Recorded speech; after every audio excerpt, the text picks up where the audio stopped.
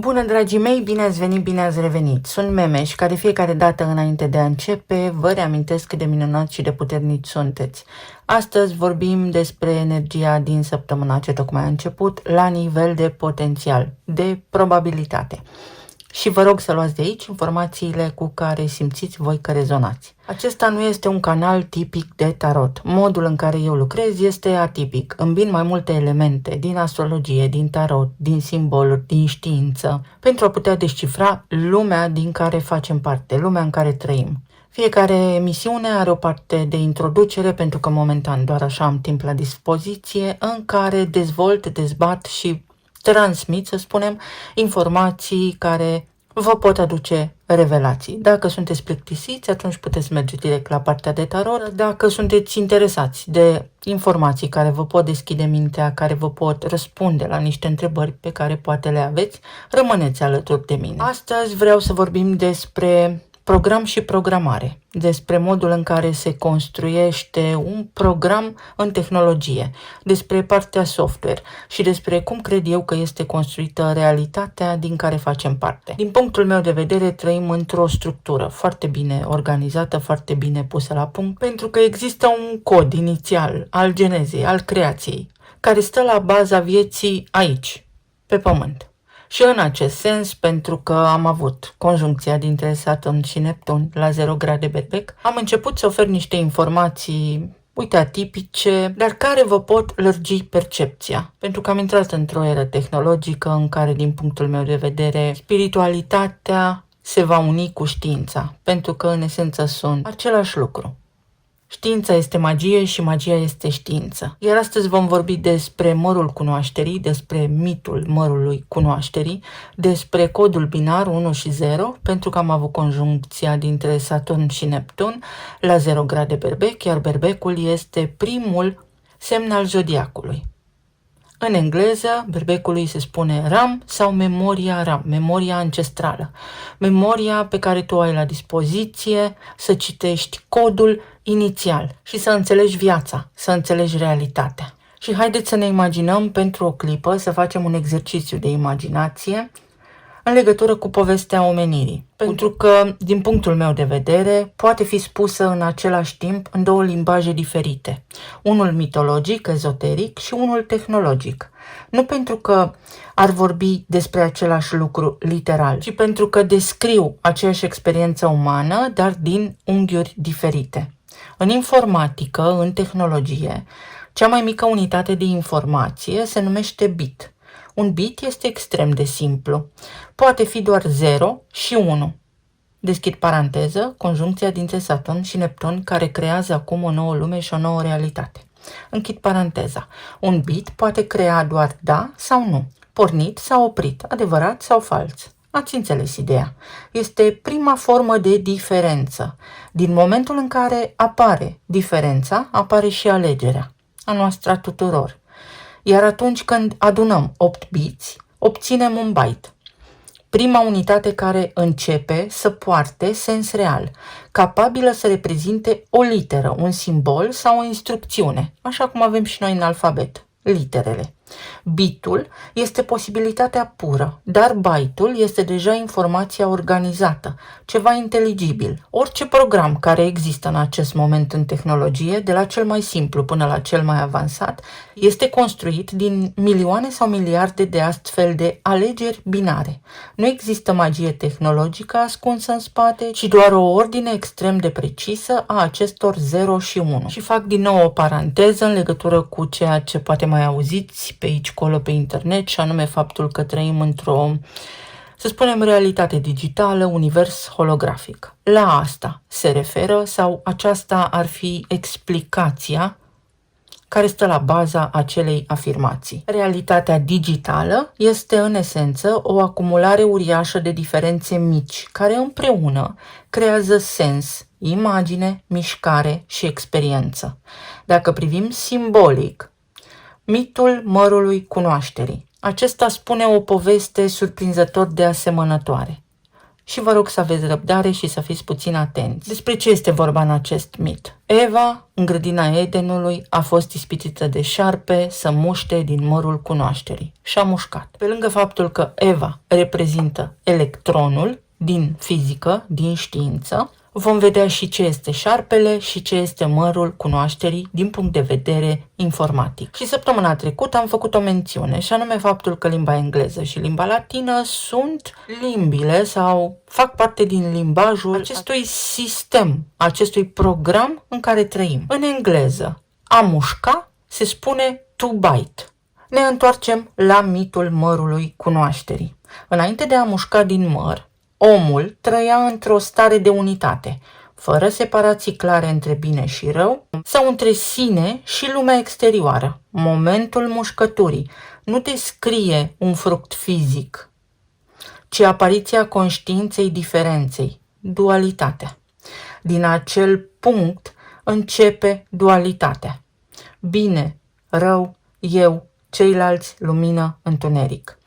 Este momentul în care realitatea devine împărțită în categorii și se așează, se structurează pe fișiere. Exact ca și apariția bitului, unde existența începe să fie percepută ca o succesiune de alegeri între două stări.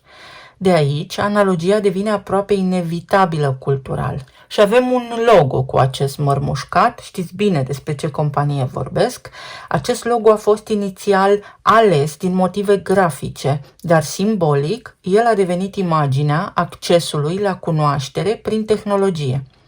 Jocul de cuvinte dintre byte, mușcătura în sine, și byte din tehnologie, unitatea de informație, nu este o legătură etimologică reală, dar exprimă perfect ideea că accesarea informației schimbă modul în care percepem realitatea. Mușcătura devine metafora momentului în care conștiința începe să proceseze lumea prin diferențe, să pună valori.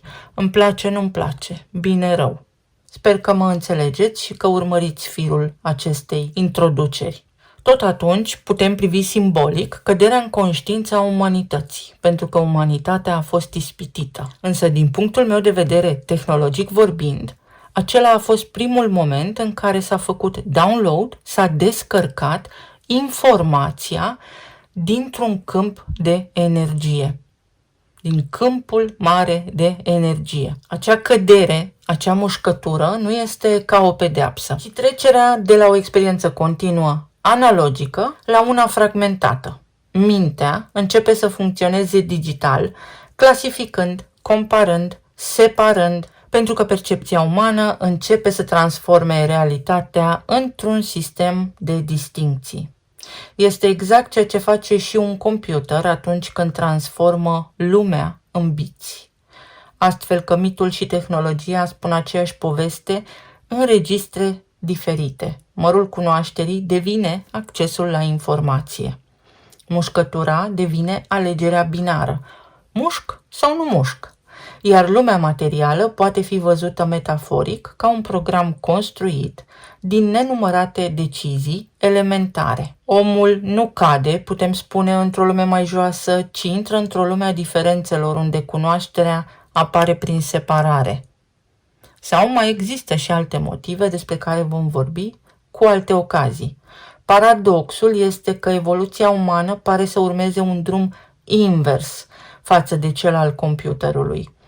Tehnologia pornește de la biți simpli și construiește complexitate. Conștiința umană pornește dintr-un sentiment de unitate, trece prin dualitate și apoi încearcă să reintegreze diferențele într-o înțelegere mai profundă. Și ați mai auzit spunându-se că trebuie să ne integrăm rănile, traumele și așa mai departe, să ajungem să fim din nou ca un sistem complet. Și poate tocmai de aceea transformarea adevărată a unui om apare atunci când diferențele sunt integrate în sens coerent, adică înțelegi tot ceea ce, să spunem, că citești sau auzi. În acest fel, byte-ul și mărul devin două simboluri ale aceluiași moment fundamental, clipa în care realitatea începe să fie cunoscută prin alegere. Dacă ducem și mai departe firul poveștii, ajungem la unul dintre cele mai interesante lucruri în informatică, și anume faptul că un singur byte adică 8 biți, poate crea 256 de posibilități diferite. Dar despre acest număr vom vorbi într-o altă emisiune. Însă ce este interesant aici este faptul că acest număr ni-l dă pe 13 și respectiv pe 4. Nu pare la prima vedere nimic interesant în acest număr, însă aici începe adevărata magia informației. Un bit poate avea doar 2 stări, 0 și 1. Când ai 2 biți, ai deja 4 combinații posibile. Cu 3 biți ai deja 8 combinații posibile. Dar vom vorbi despre aceste lucruri.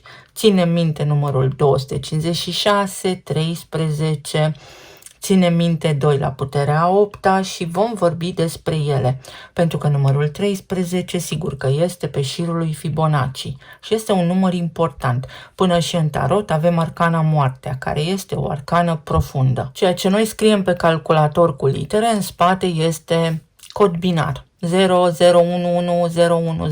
și așa mai departe. Acum să vedem ce ne spune energia, pentru că trăim într-o lume extrem de complexă. Bits and pieces, din bucăți și mulți biți. Să vedem. Uite-l pe 4. Ce ne spune energia din această săptămână? Faptul că poți înlătura niște blocaje, niște bariere, faptul că s-ar putea să fie existat sau dacă te confrunți cu ceva provocări de genul administrativ sau provocări care au legătură cu o autoritate din viața ta, cu tot felul de documente, dacă ai drumuri de făcut care implică ștampile, parafe, chestiuni oficiale pe la administrația publică, acelea se rezolvă la un moment dat, este doar o chestiune de timp. Mai avem și confirmarea că o anume situație din viața ta este un flux, adică este în plină desfășurare, că s-ar putea să fie necesar să aștepți puțin. Trebuie să dai dovadă de adaptabilitate și reziliență, să nu ajungi în pragul disperării. Asta înseamnă să nu îți scadă vibrația, să îți calmezi mintea, să fii foarte echilibrat. Mintea, gândurile să-ți fie ordonate, organizate, structurate, iar inima ușoară ca o pană, ca un fulg. Adică fără stres, fără necazuri, fără frământări, mergem înainte, pentru că este parte din experiența noastră. De asemenea, se pot rezolva sau poți lua niște hotărâri importante în ceea ce privește un spațiu locativ, o locuință, un imobil, se poate realiza o vânzare, este doar o chestiune de timp sau o schimbare de locuință dacă la asta te gândești acum. Avem aici un cod foarte important, 991, și dacă interpretăm din perspectivă numerologică, avem numărul 19. Pe de o parte, vorbim despre soare, poți îndeplini un obiectiv. Pe de altă parte, este nevoie de informație. Informația este deja în câmpul de energie, toate lucrurile sunt deja în flux, nu intra în disperare, pentru că poți rezolva foarte multe lucruri importante în săptămâna ce tocmai a început. Nu stresul îți va aduce succes. Se poate echilibra ceva, se poate echilibra o situație, se poate echilibra o relație. Sunt șanse, nu dispera. Să vedem. Pe zona de relații, plan material și emoțional. Ce informații descărcăm?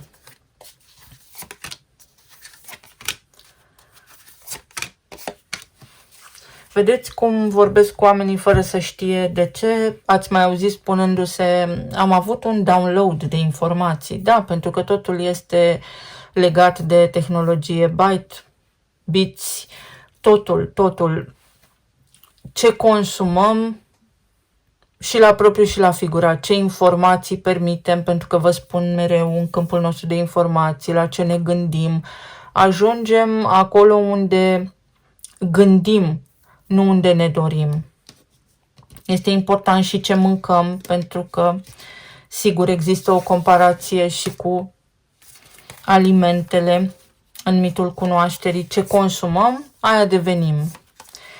Pe zona de relații, 3 de spade, 5 de monede, cavalerul de bâte și asul de monede. Uite, ajungi la o concluzie, ajungi la un consens, se pot îndepărta din calea ta niște blocaje. Sunt câteva zile, poate fi o săptămână destul de stresantă, în care lucrurile s-ar putea să nu fie tocmai în procentaj mare pe placul tău, dar cu cât îți este inima mai ușoară, adică nu ai resentimente, nu te enervezi, cu cât îți sunt gândurile mai organizate și cu cât ești mai lucid, cu atât mai repede rezolvi niște lucruri.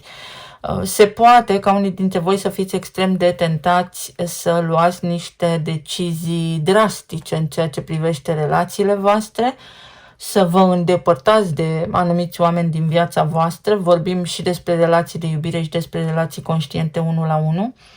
Să aveți grijă pentru că sunt în acest moment multe frecvențe care ne influențează și recomandat ar fi să nu luăm decizii permanente când avem o stare fluctuantă de moment. Se poate și dintr-o dată cineva să vă surprindă neașteptat, pur și simplu, să ia o decizie pe loc sau să ia o decizie care vă surprinde, o decizie care transformă haosul în stabilitate.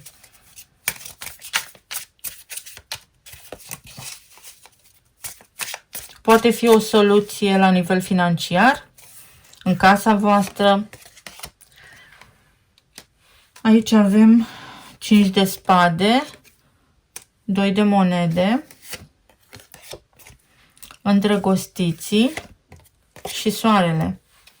L-am văzut, l-am simțit și fără etalare. Asta înseamnă în felul următor. Dincolo de toate gândurile tale și de ezitare, dincolo de nedumeriri și de conversații care par fără sens sau nu duc nicăieri, dincolo de diferențele de opinie pe care le poți avea în perioada ce urmează cu ceilalți sau în legătură cu ceilalți, în legătură cu partenerul tău de viață, energia și probabilitatea ne arată faptul că totul se poate rezolva extrem de ușor dacă ești calm și rațional. S-ar putea să fie necesar să ai răbdare cu cineva sau s-ar putea să fie necesar ca cineva să aibă răbdare cu tine.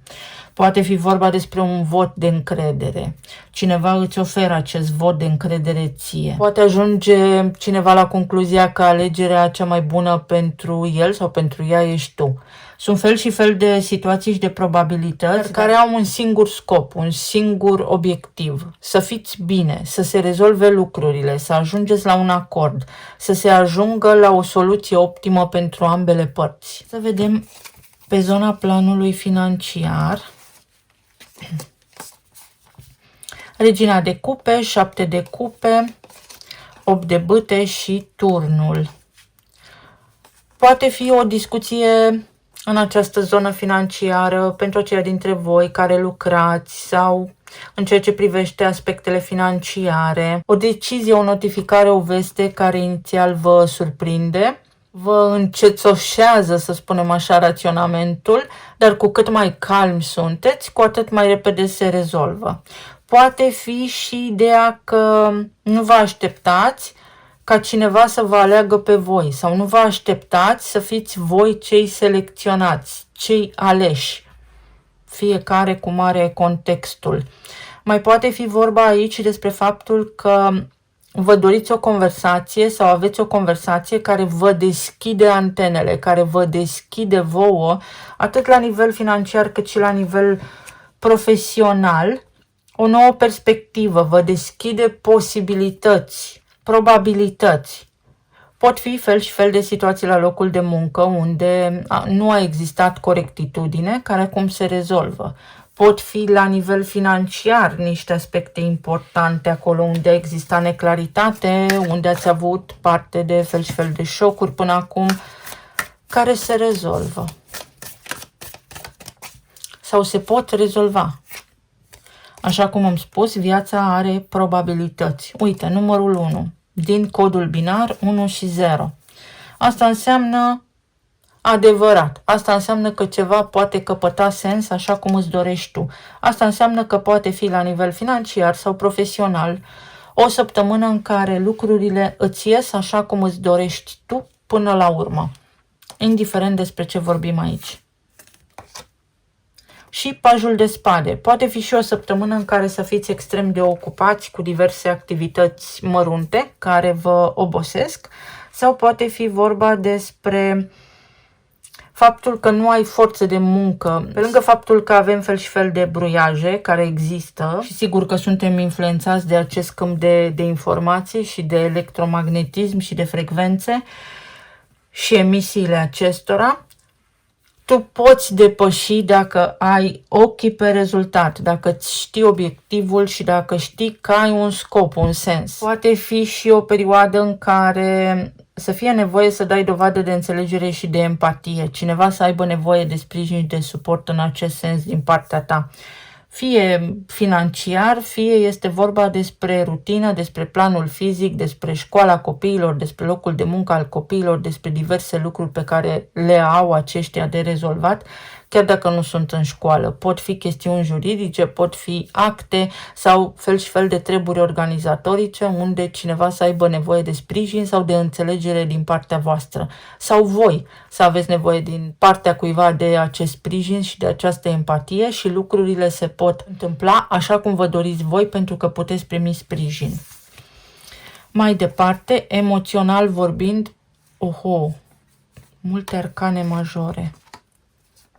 Uite, intrăm într-o perioadă în care este nevoie de energie feminină, pentru că este ca și când am fi fost orfani până acum, am fost în foarte multă energie masculină, tot ceea ce am trăit, tot ceea ce avem, până și cărțile sunt scrise în energie masculină, absolut tot ceea ce facem noi acum este energie masculină, până și relațiile de iubire sunt tot în energie masculină, toate, absolut toate, pentru că noi vrem și avem așteptări. Nu suntem în recepție, din contră, intrăm în lupte pentru putere. Se poate rezolva ceva, poate fi vorba aici despre nașterea unui copil sau despre marea decizie a vieții tale, despre schimbare majoră. Sunt fel și fel de situații, fiecare și ia informația așa cum îi este utilă. Poate fi împăcarea cu cineva drag, poate fi o acceptare, poate fi o săptămână de echilibru pentru fiecare dintre voi, dintre noi în parte, sau poate fi vorba despre a înțelege dacă cineva chiar este omul potrivit pentru tine, dacă ceva chiar îți este potrivit ție, pentru că ai în permanență alegeri la dispoziție. Este o săptămână pentru foarte multe acorduri, pentru a rezolva multe dintre cele lucruri care îți stau acolo în fundal, în gânduri. Multe lucruri pe care le-ai de făcut se pot rezolva în perioada ce urmează. Vreau să văd împăratul și împărăteasa ce ne spun.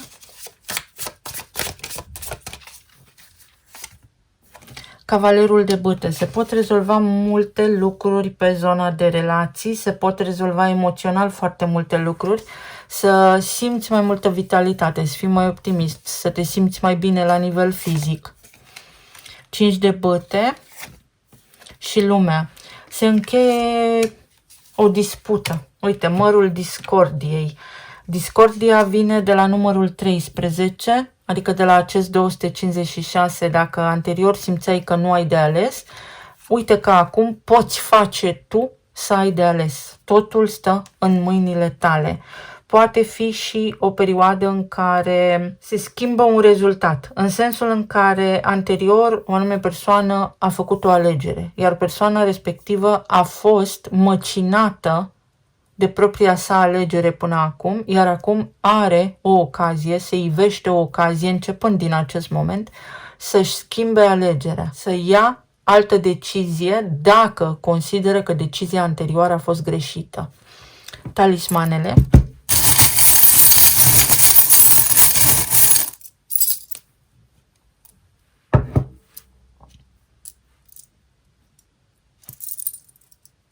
O schimbare de perspectivă. Fii atent la semne și la simboluri, pentru că vei vedea, îți sunt luminați pașii din aproape în aproape, trebuie să alegi înțelept.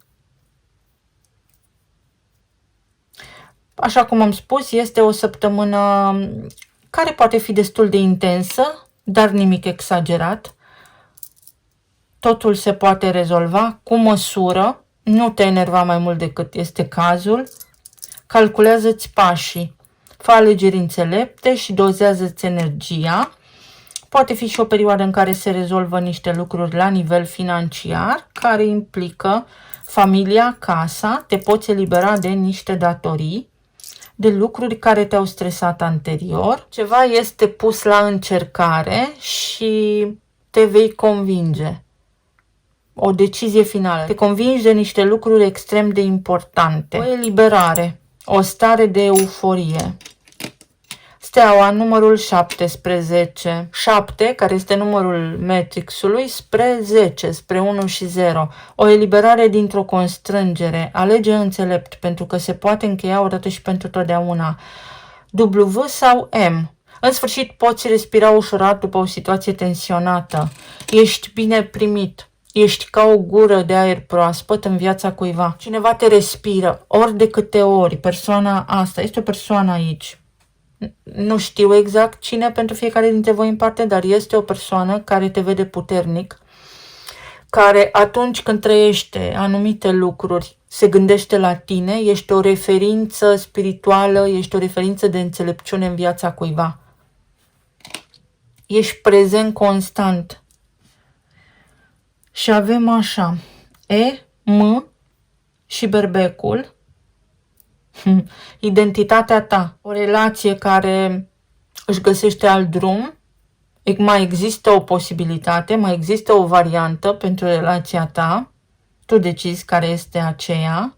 Pentru alții dintre voi poate fi un nou titlu, pentru alții dintre voi poate fi o nouă viață, care începe acum, pentru că toate aceste sincronicități sunt parte dintr-un cod deja scris, o sărbătoare, o petrecere, sau mai multe la care unii dintre voi puteți merge. Pentru alții dintre voi mesajul este: nu merită lupta, nu merită efortul. Voi veți ști despre ce este vorba. Vă mulțumesc foarte mult, vă doresc să aveți o săptămână minunată, să fiți bine, sănătoși și iubiți oriunde vă aflați și să ne auzim cu bine și data viitoare. Pa, pa!